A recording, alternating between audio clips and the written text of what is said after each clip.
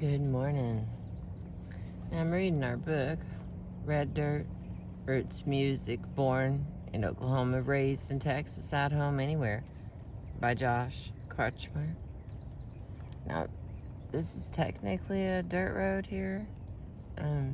It is not red dirt. I know the difference. Thanks for playing. We got cut short on the last video due to the heat. Thank you for being with me. See if I can get this chapter finished today. Let's see, where was I? Because I had to go back and listen.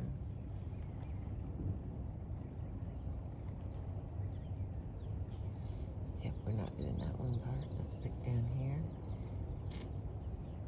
At the Belly Up show, Marilee insisted that the two meet Cody after the show and find out about the song. Cody recognized them from the previous show, and the two hit it off. They struck up a friendship, and the Stiflers started traveling around California to Ragweed shows. Eventually, they were invited onto the bus for some late-night jams and weed smoking. Within a year, the Stiflers were close enough to the Canadas to be a guest at their home for Thanksgiving. Dean would routinely join them at festivals like the Music Fest at Steamboat. When the Canadas' first child was very young, they noticed he took to Dean, and if they needed to hand off a young Dirks and know he wouldn't cry, they could trust Dean. Things snowballed. Today, Dean and Cody are as close as brothers. I know he's a talented person and he has this career, Stifler said. But the beginning of every conversation is, how are you? He's grown to my extended family now. At first, was I in awe because he's a rock star? Sure. But now it's just, how can I help my brother when he's going through some rough times? During the Ragweed breakup, I was just his sounding board. The fact that he's willing to reach out and just listen like a friend and a brother would, what I get out of that friendship is, I have more family now. I have Texas family now.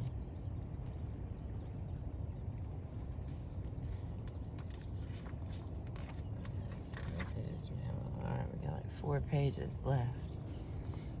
Alright, we're on page 82, and this is putting all that in the past. You want to know what I miss about Ragweed? It was fun. We just had a lot of fun there. It's your book. I'm not going to lie in it, Canada said. Ragweed grew apart. That's what happened. There was no moment, no on-stage fight. The 4 of them just got tired of one another's company. It did not help that Randy Ragsdale's first child, JC, had autism, and the demands of the road were taking him away from parenthood. And it did not help that the leadership of Universal South that had signed Ragweed all left the label by 2009, and the label merged with Toby Keith's Show Dog Music label. Those were factors, but not the driving force behind the end of Ragweed. I started to lose control of myself and of my band, Canada said. Shannon and I weren't doing so hot. We were trying, but it was really just so hard. She went from being on the road with me for 7.5 years. We did everything together. And then all of a sudden, she is pregnant and can't be there. And I lost focus. With that as the backdrop, the band suggested that Shannon step aside as manager. Canada put his foot down, and suddenly hard lines were drawn in a group that had largely avoided any type of internal drama for 15 years. The argument over Shannon as manager spiraled into debates about whom the band should be opening for, which venues they should be playing, and the money they should be commanding. Disagreements came fast and furious. leading to internal threats of legal action by 2010. Here's the thing, Brian Kinsey said. I had no idea how things worked for a long time.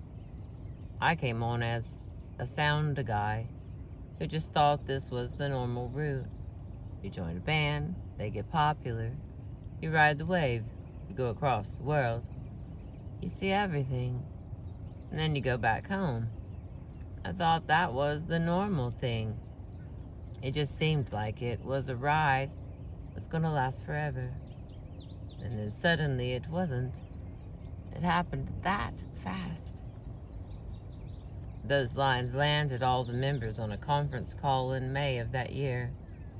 Mild disagreements over half a year snowballed into an avalanche that buried Ragweed as fast as it had risen. The background to that call was an on-stage moment. In early May, Ragweed headlined at the Tumbleweeds' annual Calf Fry in Stillwater. This was a regular gig by then, and one of the Canada's running gags during Calf Fry was to stand on stage with a baseball bat while fans threw empty plastic beer pitchers at him, and he'd bat them back into the crowd. A harmless, if messy, running joke in Stillwater. That night, someone threw a liquor bottle from the crowd. They couldn't have thrown it more directly at Canada's head if they had been pitching a pitching machine at batting practice. When you're on stage, the lights are blinding. You cannot see more than a few feet in front of you if you're up there, and it has to be that way. So when that bottle is thrown from Canada's perspective, it really does appear out of nowhere. You can't dodge it from that position. It smashed directly on his head. Concussion, stitches, canceled headlining gig the next night in Kansas City. It could have been worse. Did not need to happen at all. Canada's bad mood boiled over. I felt betrayed, Canada said. Like, man, I've given everything I can to Stillwater and talked up this town, and some asshole has to throw a fucking bottle at me. And now you put a scar on my face and this town. The timing was almost worse than the incident itself. The beginning of the end was when Cody got hit by that bottle, Kinsey said. That was when Grady and Randy were really fed up with our direction, and so were a few of the crew guys. There was frustration with where we were going, and now Cody is pissed about this bottle, and the atmosphere on the bus just went haywire. Is it possible that if that 1 in a million incident had not happened, that Canada would not have jumped on a conference call with his bandmates, ready to call the whole thing off? According to Canada, probably not. I don't want to paint myself as innocent, he said. I said no a lot. I'm not the easiest to deal with when it's my music. It's my music. I liked the last record, Happiness and All the Other Things, for a bit, because I was mad. But I was changing. I was tired of playing excuse me. I was tired of playing Carney Man. I wanted to sing about love, about my kids, about loss, about real shit. Well, some others wanted the beer drinking songs and the party songs, and they wanted the money that came with them. And we got on that call and nobody budged. We weren't firing Shannon. It was a non-starter. At one point I said, You know what this means, right? This is stupid. Let's cut it for a bit. Let's take a break. Let's just do 50 or 100 shows. Let's cool down. This is a heated decision. It didn't fly. That was it. The end of Ragweed. All I said was, well, I'm gonna keep doing it. The band canceled every gig it could cancel, including the 2010 Family Jam, but honored the ones it had to honor, including its commitment to Bonnaroo the same summer. After their penultimate concert at Casino Gig in Dubuque, Iowa, Jeremy Plato, Randy Ragsdale, Grady Cross, and Cody Canada locked arms and bowed during the curtain call.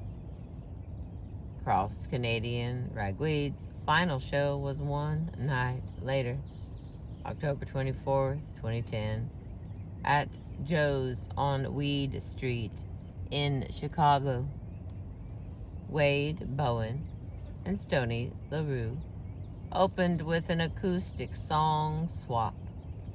Leanne Womack joined to sing harmonies on Sick and Tired, and stepped in for Cody when he missed some lyrics. Canada introduced every crew member and every spouse and shared their stories. The last song Cross Canadian Ragweed performed was Neil Young's Rockin' in the Free World. After the 3-hour set, there was no curtain call. The band did not lock arms and bow. The 4 members scattered across the bar and then across the city, without even a handshake or a backstage hug. Ragweed was done. The end was one of those things where I had been trying to throw buckets of water out of a boat. That was done, Canada said. And then, when it sank, I realized, oh, that needed to happen. All right, next to the last section of this chapter, the postscript.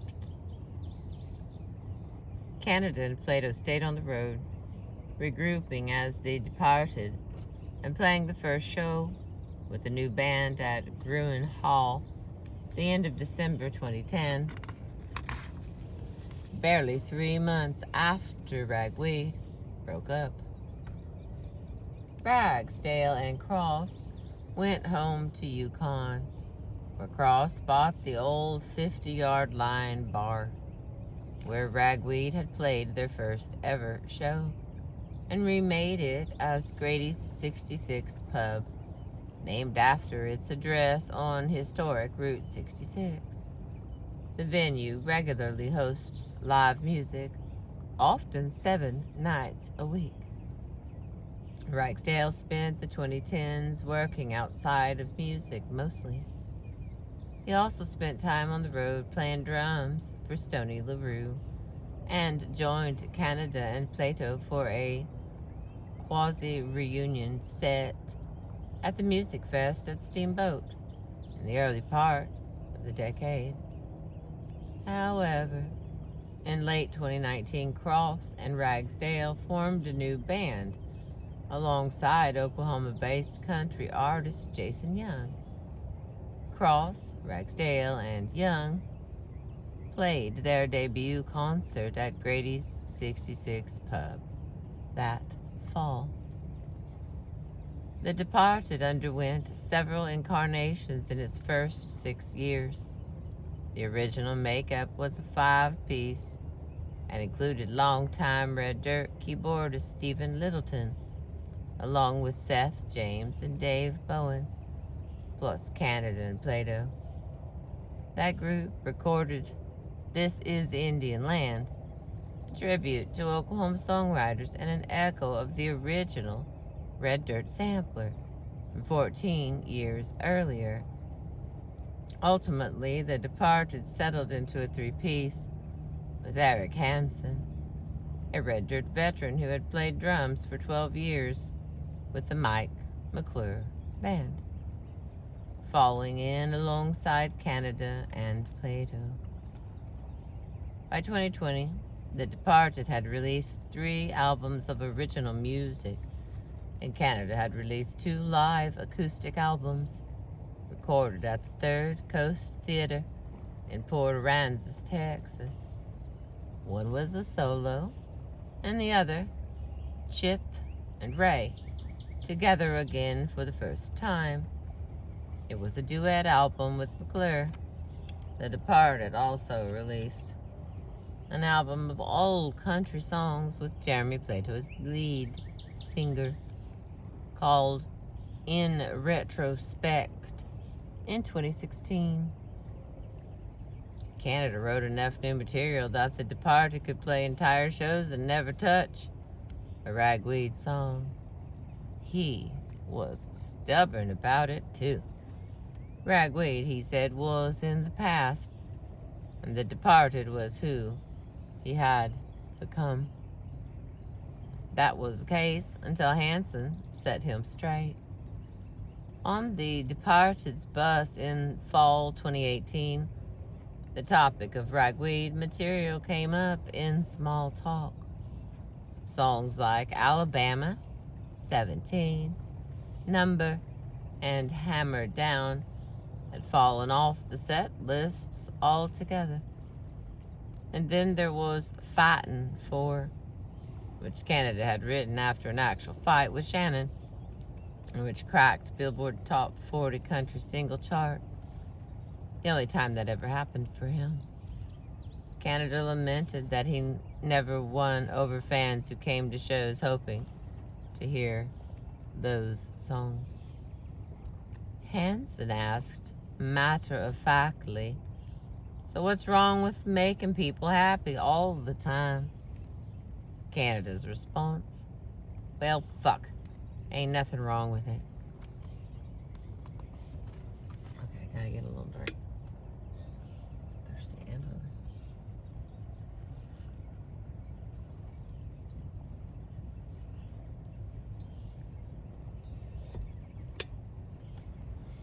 Okay. This is the last section here of chapter 9. Thank you for being with me. I appreciate you. In case anything happens. Excuse me. The Legacy. At Music Fest in Steamboat Springs, Colorado, founder and operator John Dixon annually stages a tribute to an artist of his choosing, viewed as influences to the artist of the day. The musicians at the festival take turns playing one of the tribute artists' songs and sharing stories. And it generally goes down the way you imagine a tribute to go down. Occasionally, as was the case in 2009 with Undone, a Music Fest tribute to Robert Earl Keen. The whole thing gets recorded and released as a live album. Around 2016, when enough time had passed for the worlds of Texas and Red Dirt to accept that Ragweed truly would never reunite, Dixon decided Music Fest needed to honor Canada in the same way. For one thing, I know how much influence Ragweed had on everyone, and I mean of all ages, Dixon said. Young, old, whatever, they had such a style and image. It wasn't only Cody's writing, and it wasn't only the instrumental parts. It was their presence. It was being such great guys. It was a wonderful group of people behind the scenes. There is no doubt that they were the influence for a long time. The wire tripped in Dixon's mind when he asked people in their 20s who he came across or worked with what they remembered about Ragweed. And the response was, I was too young. It was apparent that there was already a generation of artists and fans alike who never experienced Ragweed. and Dixon wanted Music Fest to serve as the reminder. Canada shot down his suggestion in 2016 and then again in 2017 and 2018. Here's how I knew we would eventually get him, Dixon said. He's pretty straightforward with me, and whenever I brought it up, he never told me to fuck off. Cody has a way of letting you know that something never had a chance, and he never told me that. He'd say no, but with Cody, that was never a dead end. I called up Wade Bowen. Wanted to get him on board. Wade said, "You know how Cody is. He's as stubborn as you and me." Well, yes, I know that. And that's why I wanted Wade's help. And it was at his charity event in Waco, the 2018 Bowen Music Fest, when Cody actually listened to me and asked him to be the tribute artist. When I saw him listening, having a little dialogue, I realized that something was happening here.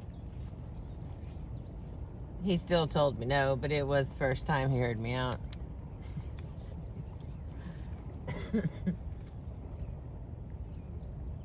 And then, the 2019 Music Fest, he started playing a bunch of Ragweed songs. He hadn't done that in 9 years. And I looked over at Shannon with just a big question mark over my head, and she mouthed, "He's back." I was just like, holy shit, what is happening here?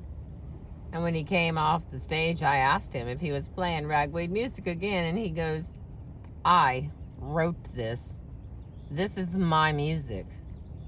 And that's when I knew. I said, "Can we do the tribute?" And Cody said, "You can do the tribute." The event itself was a wild ride. Electric and acoustic concerts spread over 2 days, kicked off by an elaborate roast of Canada and a video featuring all the artists. Cody, Canada? Somebody get me Dixon on the phone. From Bowen was one. And after that, even by the standards of a tribute that had previously gone to Leanne Womack, Bruce Robson, and Keane, this one overshadowed them all. "I've never been that emotional at a tribute," Dixon said. "I'm pretty sure I never will again." The electric show on the first day featured Cody Wetzel, leading off with a censor for an all-ages show. Censored for an all-ages show. Version of Ragweed's Leavin' Tennessee. Reckless Kelly playing Fightin' For. Mickey and the Motorcars did 51 pieces. Wade Bowen was joined by Jamie Lynn Wilson for Sick and Tired. Excuse me, Lord.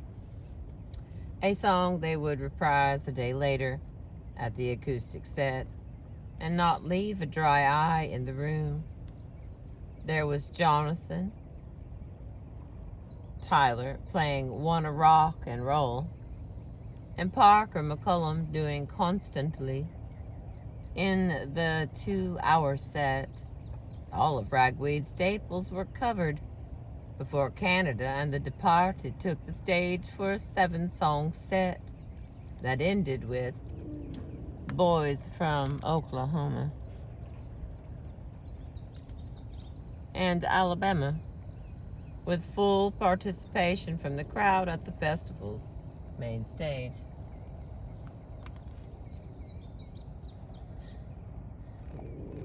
Ollie dog. That person is not bothering us. They're getting dangerously close to the water, and they do not have a rope tied to them, which implies that that man's brave. Because that bucket's not going to save him if he loses his footing. But there might be more rocks than we can see. We shouldn't worry about it, Wiley. You stop worrying. He's fine. Alrighty, I continue. As fun as the electric set was, it did not prepare anybody, least of all the Canadas, for the ride of the acoustic set the next day. Set on a smaller stage in a ballroom with tables set in the front for Canada and his family and friends. The show became an outlet for artists to say to Cody's face the impact he had on their music. In a song swap style, rotations of artists took the stage, told a story, and interpreted Canada's music via their voices for 3 straight hours. There was McClure doing Carney Man as a ballad, and Brie Bagwell performing Run to Me so commandingly that audience members would not even breathe loudly lest they break a sound wave's path across the room. Doug Moreland had played fiddle on the original Purple album version of On a Cloud. He told the story of how he had gotten the fiddle on his way to record that song, and on the same drive to the studio, learned that his grandmother had passed away. And then he went ahead and played the song as if he were ensuring that his grandmother, wherever she was now, were in the front row listening. Tears fell around the room like the snowflakes on the mountain outside. Bruce Robeson, himself the tribute artist a year before, did a rendition of Breakdown that was nearly as emotional. I found out that Cody was the tribute artist, and I thought it was wonderful, Robeson said. So I said I'd love to be a part of it if they needed another artist, and they sent me back 2 songs, probably late in the process where everyone else had picked songs. I didn't know that song, and I heard it, and I loved it. There's so much music out there, you can't hear it all. And for me, it was really wonderful, all these years after he recorded it, to discover that song, get inside of it, and sing it. I liked songs where there are a lot of different layers to it. The more you peel back, the more it moves you. It's a special song to me in that way. Robeson's career as an artist and songwriter predates Ragweed, and his music has been covered by the Dixie Chicks, George Strait, and Gary Allan. His older brother is Charlie Robeson, who took his baritone, hill country drawl to heights in music that paralleled Ragweed's, and their sister, Robin Ludwig, is a songwriter with music at least as deep as that of her siblings, if not more.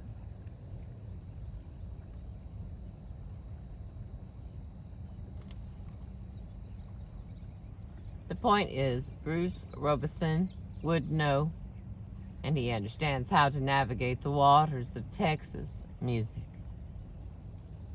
This whole thing is just the definition of grassroots, Robeson said. There is no media that is dictating any of it. It's not dependent on any mass media. It's only grassroots. I've always been on the edge of it, and my brother was way more in it. I've never seen anything like it, and anywhere else in the world that exists, that there are this many people going to clubs to find music that's not necessarily heard on the radio, and seeking it out every night of the year. It's amazing to me. Back at the acoustic set, nearly every song could have been the highlight of the festival on its own. After some pointed words for Cody,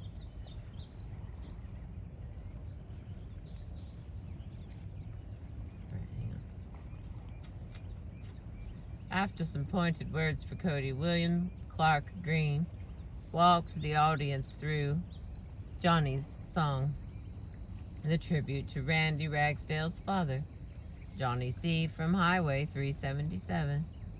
Caitlin Butts played Lonely Girl. Cody Canada, before I even knew that he knew what my name was, he had pulled me up on stage to sing a song. Butts said he and Wade Bowen were playing a show at Music Fest, and they called me up on stage, and I didn't even know he knew my name. But that's just what people do in this scene. Courtney Patton did a stripped down version of Alabama. Dalton Domino brought Dirks Canada on stage to play guitar on Blue Bonnets. And he stayed on stage to join Jamie Lynn Wilson's rendition of 17. Randy Rogers played This Time Around, a co-write with Canada that both Ragweed and the Randy Rogers Band were well known to play. Canada insisted that Willie and Canada Braun, Canada insisted that Willie and Cody Braun play Fightin' For again, and that Bowen and Wilson redo Sick and Tired. But it was B.J. Barham who got to play Canada's and Autio. We got like half a page. Stay with me, babes. Alright. It was B.J. Barnum who got to play Canada's autobiographical The Years. After telling the story about Canada hearing his band, American Aquarium, on KNBT radio, and calling the station, demanding to know who was playing it, subsequently organizing a Texas tour with American Aquarium, opening for The Departed, which introduced Red Dirt to Aquarium. I didn't grow up in this scene. I saw it from afar, so let me be clear. Cody Canada is a fucking celebrity, Barnum said. In the state of Oklahoma, he might as well run for governor. I totally believe that. He is a statesman for Oklahoma. I told him straight up, I didn't grow up with your music. It didn't change my life like it did so many of these musicians. And initially, when I heard of the tribute, I wasn't going to do it. Because I want to be honest with people, and I don't want to get up there and talk about how it changed my life, because I wasn't familiar with it until Cody and I became friends. And I sure didn't want to get up there and just play one of the hits, just posing. So I called Cody and I said, I want to do this because I love you and your family, but I want to do a song that, one, nobody really knows. I want to do a deep cut, and I want to do the songwriter's song. I want the one that you are most proud of as a writer. And he goes, oh man, easy. That's Years. If you feel like pulling it off, do it. He sent it to me, and it's just like a professional song. It's talking about family, and it's letting people in. It's what I do on a daily basis, making music. It's being too honest. It's shining a light on the darkest corners of your life. I told him, this is perfect for me. This is right in my wheelhouse. It's something artistic that you did, and I would love to do it.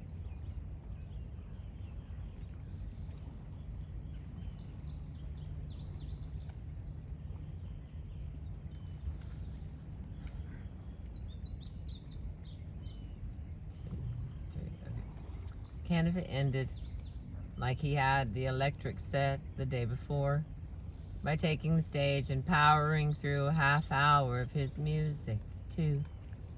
Fans got another chance to sing along with Boys from Oklahoma. And another round of tearful embraces between Canada and artists in Canada and his family. And they got another round of shout-outs and thank yous, including a cut and call for Kinsey, the last of the 10 out of 10 who went free in 51 pieces, still in Canada's crew. Since joining that crew in May 2002 and meeting his wife Melanie at Cowboys in San Antonio 2 years later, Kinsey's family has been Melanie, their daughters, Caroline and Rosemary, and whoever has been making music alongside Coney Canada and Jeremy Plato. He knows he could name his price to work for any band, venue, or sound company in Texas, but that doesn't move him much. It's a love for Cody and for Shannon, Kinsey said. They've taken my wife and me around the world, man. They've treated me like family for so long, I don't know if there's anything else I ever want to do. That is the end of chapter 9. I'll show you real quick. See that right here? Know what we're doing here first.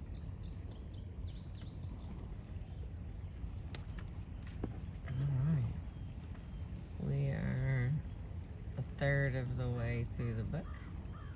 And there are some pictures, by the way. They kind of put them all in one chapter in the back. Let me go see if I can add a couple while we aren't on our phone here. See if I can do this. Pictures here.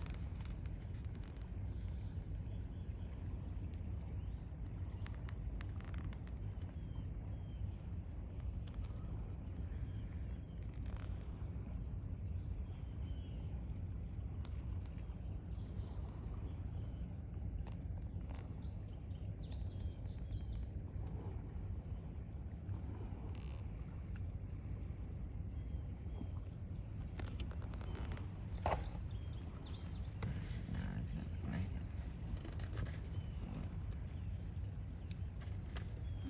Try another one here.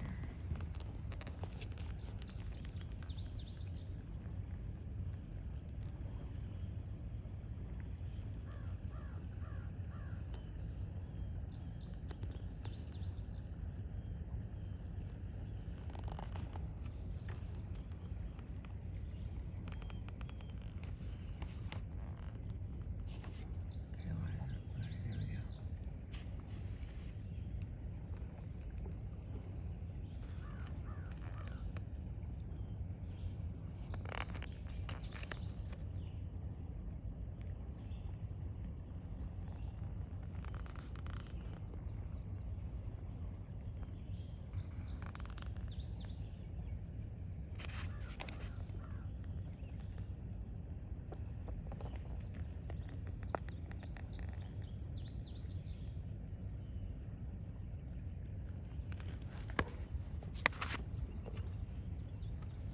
All right.